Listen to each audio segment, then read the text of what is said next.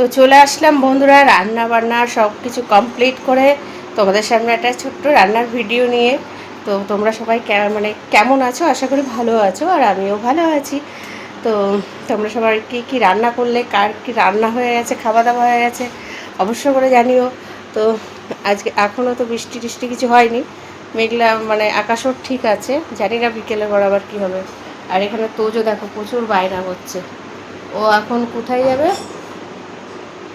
ও কোথায় যাবে এখন জানো? ও যাবে সমুদ্রই।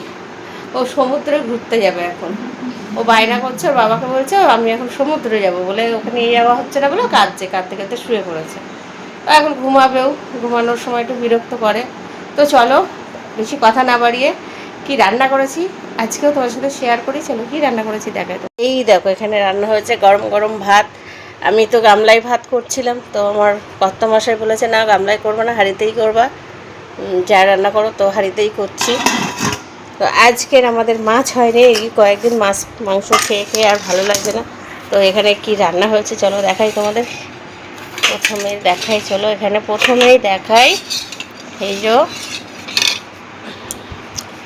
এখানে হয়েছে মটর ডাল আর মুগ ডাল টমেটো দিয়ে মিশিয়ে করা হয়েছে। এই যে ডাল, ডালের কালারটা কেমন হয়েছে জানিও। আর এখানে হয়েছে এঁচোড় চিংড়ি, শাশুড়ি রান্না করেছে, নিচে দিয়েছে এই যে। আর এখানে রান্না হয়েছে ডালের সাথে কি বলে বরবটি আলু ভাজা, আর এখানে আছে কুমড়ো ভাজা। আর এখানে আছে এখানে তো লেবু কাটা আছে এই যে।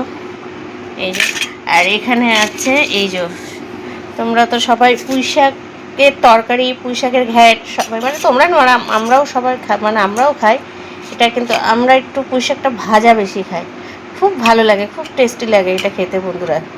মানে ওই ঘ্যাটের থেকে এটা একটু রসুন ফোড়ন দিয়ে, শুকনো লঙ্কা ফোড়ন, কালো জিরে ফোড়ন দিয়ে রসুনটা থেতো করে দিয়ে ভাজা ভাজা করলে দারুণ লাগে খেতে, ভালোই লাগবে এরকম ভাজা করলে।